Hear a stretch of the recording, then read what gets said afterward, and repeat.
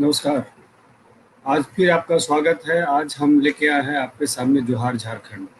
जोहार झारखंड मतलब झारखंड में जो संस्कृति है, खास करके जो नागपुरी समाज है, वहाँ पर जब हम किसी को नमस्कार करना होता है, जब बाजार में, समाज में, घर में मिलते हैं, तो अभिवादन के तौर पर लोग उसको जोहार जोहार ही बोलते हैं। जैसे हम लोग नमस्कार बोलते हैं, नमस्ते बोलते हैं, प्रणाम बोलते हैं, वैसे ही झारखंड में इसको जोहार बोलते हैं। जहीं भी जाएंगे जोहार से, तो इसलिए हमने नाम दिया जोहार झारखंड। तो पूरे झारखंड के निवासियों को, सबको हमारा प्रणाम है, जोहार है। आज यह जो खंड है, जो हमने वास्तव में प्राउटिस्ट फोरम और प्राउटिस्ट यूनिवर्सल का जो विचार है, प्राउड का विचार है, उसको लेकर के पूरे देश दुनिया में जो विभिन्न भाषा है, संस्कृति है, आर्थिक समस्याएं हैं, उनके ऊपर हम चर्चा करते हैं। और उस आलोक में, जैसा हमने बताया पीछे, कि प्राउटिस्ट यूनिवर्सल ने पूरे भारतवर्ष को 44 समाजों में विभक्त करके उनकी सामाजिक आर्थिक समस्याओं को सोल्व करने के लिए एक सिद्धांत दिया है, एक विचार दिया है। उसी के क्रम में हम उस दृष्टिकोण से ही बातचीत करते हैं। लेकिन चूंकि लोग राज्य को जानते हैं, इसलिए हमने जैसे पहले बिहार राज्य को चुना, और बिहार राज्य में जो सामाजिक आर्थिक इकाइयां हैं, 4 उनके ऊपर चर्चा की, और वहाँ पर उससे संबंधित सारे भाषा, संस्कृति और अन्य आर्थिक बिंदुओं पर हम चर्चा करते आ रहे हैं। उसी की अगली कड़ी में हमने झारखंड राज्य को चुना है, और झारखंड राज्य में भी हम लोग उसी तरह से चर्चा करेंगे कि झारखंड में किस तरह की जनगोष्ठियाँ हैं, यहाँ पर कौन सी भाषाएं बोली जाती है, यहाँ की संस्कृति क्या है, यहाँ की सामाजिक आर्थिक समस्याएं क्या हैं। इस आलोक में झारखंड राज्य जब होता है, का नाम आता है, तो बहुत पुराना यह राज्य नहीं है। और इस राज्य का निर्माण कैसे हुआ, वास्तव में राज्य निर्माण की अपनी एक ऐतिहासिक पृष्ठभूमि रही है। आप देखेंगे कि पहले एक संपूर्ण अखंड भारत था। अखंड भारत मतलब बहुत पुराना नहीं बोल रहा हूँ, ब्रिटिश राज में ही जो भारत था, तो अफगानिस्तान तक हमारा राज्य था, और इधर बर्मा तक राज्य था। तो भारत का भी विभाजन किया गया। पहले अफगानिस्तान को अलग किया गया, फिर बर्मा को अलग किया गया। और इस बारे में लोग कम जानते हैं कि अफगानिस्तान भी पहले ब्रिटिश राज में भारत का ही अंग था। फिर जो आज़ादी का आंदोलन हुआ, उसमें आपने देखा कि भारत को फिर 3 भागों में बांटा गया, और दो देश बनाया गया, पाकिस्तान, पूर्वी पाकिस्तान, पश्चिमी पाकिस्तान, जो बाद में एक भाग बांग्लादेश में बना 1971 में। तो ये हुआ देश का निर्माण। भारत के बारे में बोल रहा हूँ। उसी तरह से आप रीऑर्गेनाइजेशन ऑफ स्टेट आप देखेंगे कि आज़ादी के समय में किस तरह से तरह तरह के राज थे। कुछ जो राज्य थे वह ब्रिटिश शासन के सीधे अधीन थे, और कुछ राज्य जो थे वह रजवाड़े थे, उनका अपना शासन था। इसलिए आपने सुना होगा कि सरदार वल्लभ भाई पटेल जो है, वो कितने सारे राजवाड़े जो थे, उनसे किस तरह से संधियाँ की, किस तरह से प्रेशर टेक्निक करके उनको अपने साथ मिलाया। जैसे 3 जो स्टेट हैं, बड़े स्टेट थे, उसमें राजघराने थे जो भारत के आज़ादी के समय में, जो हैदराबाद हुआ, और जूनागढ़ हुआ, और कश्मीर। इसके बारे में विभिन्न तरह के विवाद हुए और विभिन्न तरह की चीज़ें चली, इसका हम लोग जानते हैं। तो उसी तरह से ये जो रीऑर्गेनाइजेशन ऑफ स्टेट है, बाद में जैसे आप देखेंगे कि तमिलनाडु है, तो तमिलनाडु में आंध्र प्रदेश बना, वहाँ पर एक आंदोलन हुआ, और उसको भाषा के आधार पर उसको अलग राज्य बनाने की चेष्टा की गई। एक कमीशन भी बना, जो कमीशन बोला कि नहीं, हम भाषा के आधार पर राज्य का निर्माण नहीं करेंगे, लेकिन बाद में उसको बनाना पड़ा। फिर आंध्र प्रदेश भी उससे निकल करके तेलंगाना बन गया। और इस तरह से आप देखेंगे, इस तरह की चीज़ें हो रही है। एक चीज़ इसमें, हमारे यहाँ पे दिल्ली में एक प्राउटिस्ट थे दिलावर सिंह जी, उन्होंने एक बार सेमिनार किया था जिसमें रीऑर्गेनाइजेशन ऑफ स्टेट के ऊपर उन्होंने चर्चा की थी। तो वो है। फिर उसके बाद BM सिन्हा एक प्राउटिस्ट हुए, उन्होंने भी स्टेट्स के बारे में बहुत सारी चर्चाएं की। और इसमें जो कुछ शोध हुआ, उस शोध को जो प्राउटिस्ट विचारधारा है, जिसके अंतर्गत 44 समाज की जो निर्माण की बात की गई है, वह भी बहुत कुछ, ये जो इस तरह की बातें भी आ जाती है कि जैसे तेलंगाना है, तो तेलंगाना को आज से समझिए जब समाज का विचार जब दिया गया 1980 के दशक में, तभी श्री प्रभात रंजन सरकार जी ने तेलंगाना को एक अलग राज्य के ऊपर बात की है।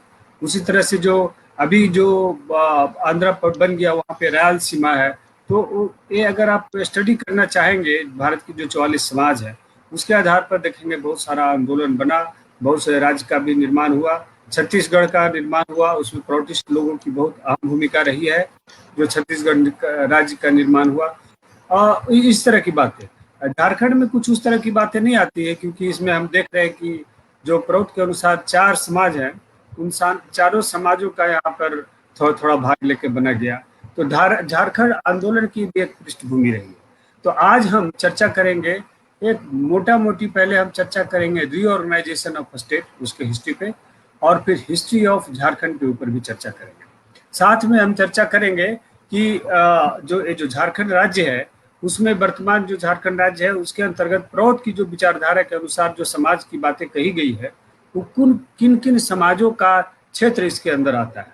साथ में और हम चर्चा करेंगे जब हम झारखंड की बात करते हैं तो नागपुरी समाज सबसे प्रमुख रूप से सामने आता है, क्योंकि रांची झारखंड का राज्य है, और नागपुरी समाज की निश्चित रूप से हम इस जोहार झारखंड कार्यक्रम में नागपुरी समाज की भाषा, संस्कृति, उनके त्योहारों और उनकी ऐतिहासिक पृष्ठभूमि के ऊपर हम चर्चा करेंगे।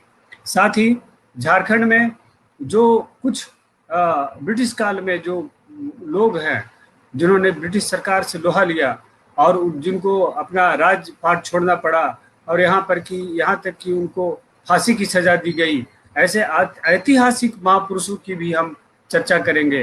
रांची में एक चौक है शहीद चौक पे, जहाँ पे जो वहाँ के राजा थे, उन्होंने जब बगावत किया ब्रिटिश के साथ, तो उनको उसी शहीद चौक के पास फांसी की सजा दी गई थी। अल्बर्ट एक्का चौक के बगल में शहीद चौक है। साथ में हम मेदिनीनगर की भी चर्चा करेंगे।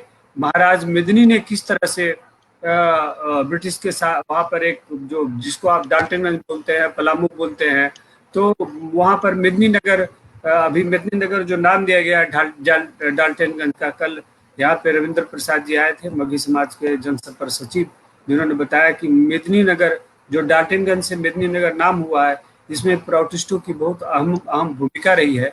तो उनके शासन काल में किस तरह का शासन था, क्या अंग्रेजों से किस तरह से उनका संघर्ष हुआ, इसके बारे में भी बात करेंगे। साथ में छोटा नागपुर के अभी जो झारखंड में आते बहुत सारे एक्ट्स बन रहे हैं, जिसके अंतर्गत छोटा नागपुर टेनेंट एक्ट, उसका क्या वहाँ के लोगों के जीवन पर क्या प्रभाव है, और छोटे छोटे राजवाड़े जो रहे जैसे कि पालकोट महाराज हैं और रातू महाराज, इन सब बातों का भी हम चर्चा करेंगे।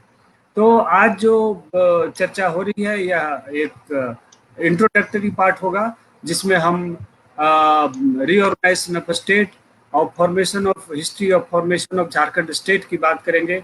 अगर समय मिलेगा तो कुछ समाज के ऊपर भी चर्चा करेंगे। साथ ही एक बहुत महत्वपूर्ण विषय इसमें हम जोड़ने वाले हैं, वह है श्री प्रभात रंजन सरकार जी ने एक और विषय बहुत बड़ा ही विषय, महत्वपूर्ण विषय का नाम दिया। उस विषय का नाम है राढ़।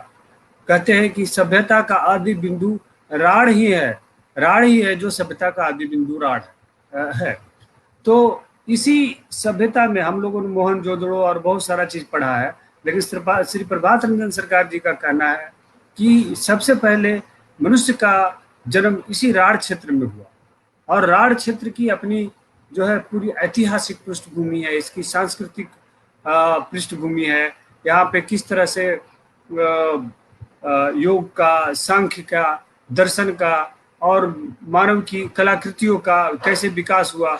तो हम चाहेंगे कि हमने कांटेक्ट किया है कि राढ़ोलॉजी के ऊपर जो लोग रिसर्च कर रहे हैं, जो पूरे गुफाओं में, कंदराओं में, जंगल में घूम करके बहुत सारी चीज़ों को वर्णन कर रहे हैं। आनंद नगर एक महत्वपूर्ण जगह है जहाँ पे बहुत सारे गुफाएं मिली हैं, और वहाँ पे तंत्र का बहुत सारा अभिलेख मिला है। तो उन सारे चीज़ों का भी हम जिक्र करेंगे। हम आमरा मंगली समाज का जिक्र करेंगे, मगही समाज का जिक्र करेंगे, अंगिका समाज का जिक्र करेंगे, नागपुरी समाज का जिक्र तो करेंगे। तो मैं अपने साथ जोड़ रहा हूँ अपने भाई रोशन जी को, जो एक कार्यकर्ता के साथ एक शोधकर्ता के रूप में उभरे हैं और प्रखर वक्ता भी हो गए हैं अब। तो अब उनसे अनुरोध है कि रोशन जी, आपने जो रीऑर्गेनाइजेशन ऑफ स्टेट के ऊपर जो शोध किया है उसको जरा दर्शकों को बताएं। Reorganization of state. देखिए, सबसे नमस्कार सभी लोगों को, जोहार झारखंड प्रोग्राम में, तो सभी को जोहार। तो जैसा कि निरंजन जी ने पूछा कि भाई रीऑर्गेनाइजेशन ऑफ स्टेट की भारत में क्यों ज़रूरत पड़ी, ये भी एक प्रश्न है। तो क्या कि इसकी ऐतिहासिक पृष्ठभूमि पे भी जाना चाहिए। तो क्या हुआ कि भारत में क्या ब्रिटेन से पहले जो आप देखिए तो बंगाल में नवाब थे, मराठा थे, दक्षिण में भी राजा लोग होते थे। तो कहने का मतलब इस तरह से जो समाज की जो एक भूमिका है, एक भाषा, कल्चर, कॉमन इकोनॉमिक प्रॉब्लम के आधार पे एक समाज को जो बनाया जाए, इसके ऊपर बहुत ज़्यादा ध्यान नहीं दिया गया। ये बात आपको मान के चलनी पड़ेगी। परंतु सांस्कृतिक क्षेत्र में जो है इस तरह की कोई बाउंड्री नहीं थी। तो सांस्कृतिक लेवल पे आप देखिएगा तो ये एक समाज भारत में 5000 सालों से पहले से एग्जिस्ट कर रहा है। इसी में क्रम में देखते हैं कि ब्रिटेन को पूरे भारतवर्ष में अपने आप को इस्टेब्लिश करने में 200 साल से भी ज़्यादा लग गए। इसी दौर में देखते हैं कि जब ब्रिटेन ने सबसे पहले प्रेसिडेंसी जो बनाई, उस प्रेसिडेंसी का नाम था मद्रास प्रेसिडेंसी। तो मद्रास प्रेसिडेंसी में भी आप देखिएगा तो अगल बगल के क्षेत्रों को जोड़ दिया गया, कुछ केरला से जीते हुए प्रदेशों को जोड़ लिया, आंध्रा के प्रदेश को जोड़ लिया जो नवाब से जीता गया। उसी तरह आप देखिएगा कि जो बंगाल से जो 1765 के बाद जो बंगाल से लिया गया क्षेत्र था, उसको बंगाल प्रेसिडेंसी में जोड़ दिया गया। पर इस प्रेसिडेंसी को और इस तरह से बनाते टाइम उन्होंने सिर्फ अपने आर्थिक हितों को देखा, क्योंकि जाहिर बात है कि एक इकोनॉमिक एक्सप्लॉइटेशन के लिए वो भारत में आए थे। तो एडमिनिस्ट्रेशन अपने आप को किस तरह से सूटेबल रहे और किस तरह से इकोनॉमिक एक्सप्लॉइटेशन हो। तो इस आधार पे आगे हम देखते हैं कि जो झारखंड था वो मुगल काल में भी एग्जिस्ट करता था। कुकरा नाम से इसको जाना जाता था मुगल टाइम में। मुगल काल में कुकरा प्रदेश कहा जाता था। फिर बाद में इसके बहुत सारे प्रदेश जो है बंगाल सूबा के अंतर्गत आए। उसी में फिर ब्रिटेन ने जो है इसको बिहार, बंगाल और उड़ीसा के साथ साथ पूरे क्षेत्र को जो है, असम के भी बहुत बड़े क्षेत्र को जो है बंगाल प्रेसिडेंसी में में मिलाया। ये जो बंगाल प्रेसिडेंसी में मिलाया, बाद में देखते हैं कि ब्रिटेन ने जो है इस क्षेत्र को जो बंगाल प्रेसिडेंसी में बनाया, तो बाद में क्योंकि बंगाल में जब आंदोलन हुआ तो उस क्षेत्र को कहा कि इस आंदोलन को कमजोर करने के लिए बंगाल का विभाजन किया गया 1912 में।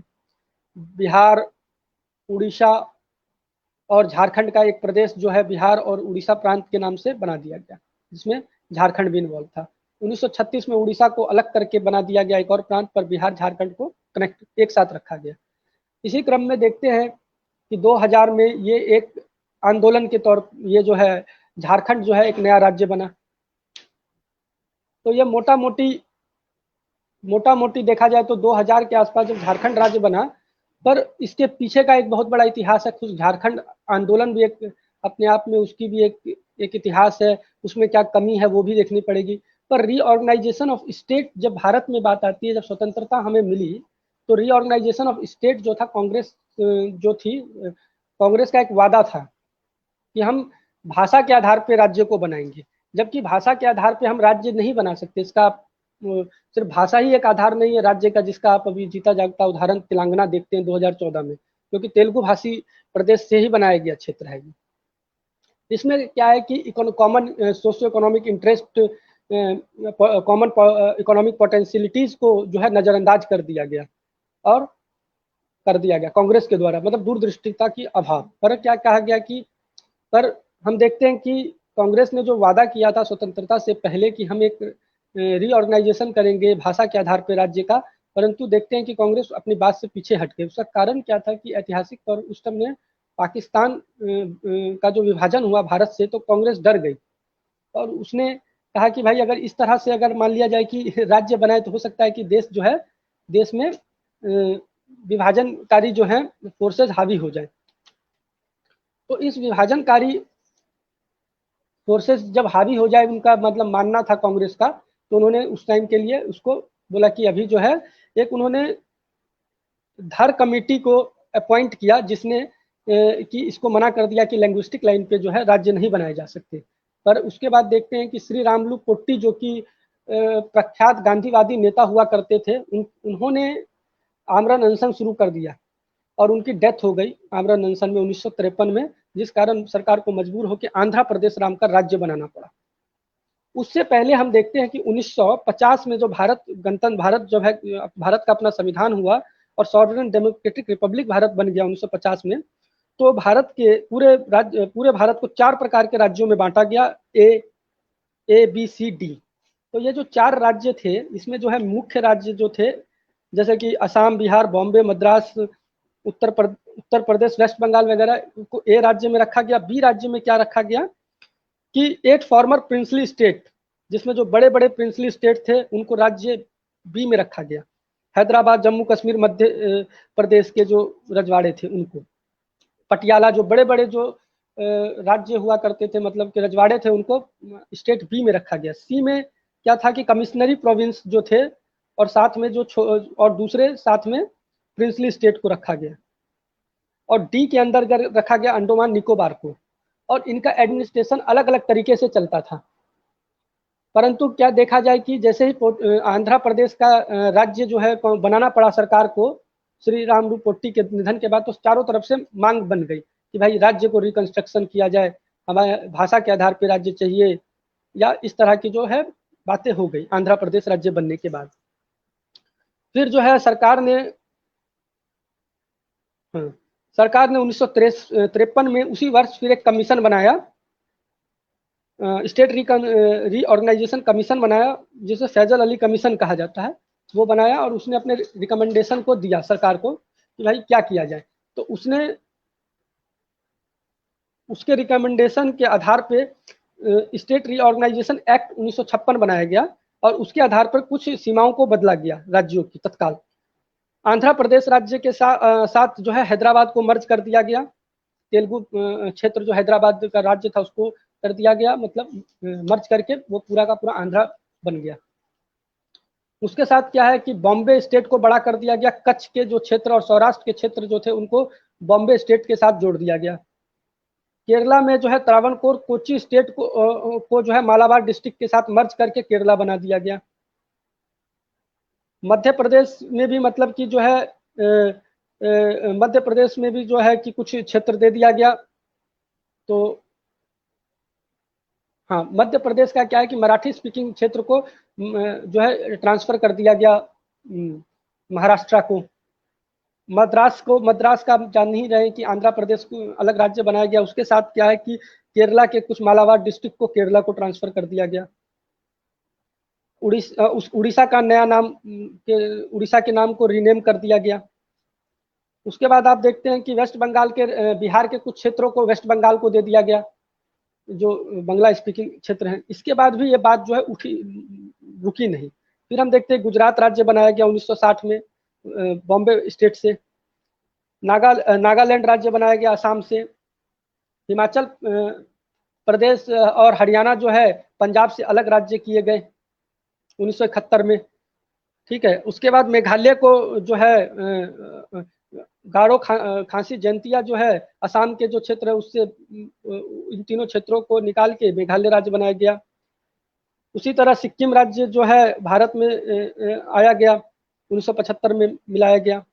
फिर देखते हैं अरुणाचल प्रदेश राज्य को बनाया गया असम के क्षेत्र से निकाल के। इसी तरह से हम मिजोरम राज्य को देखते हैं असम के क्षेत्र से निकाल के बनाया गया 1972 में। ये सारी चीज़ें 1972 की हैं, अरुणाचल और मिजोरम की। गोवा दमन दीप को जो है स्वतंत्रता मिली जैसे कि हम जानते हैं 1961 में, और गोवा को जो है बाद में देखते हैं कि यूटी बना दिया गया। उसके बाद हम देखते हैं कि नए जो राज्य बने जिसमें कि 2000 में 3 राज्य बने, छत्तीसगढ़, उत्तरांचल और झारखंड। तो ये एक इसकी पृष्ठभूमि है 2000 में। अगर निरंजन जी सुन रहे हैं तो आए। Thank you. तो ये तो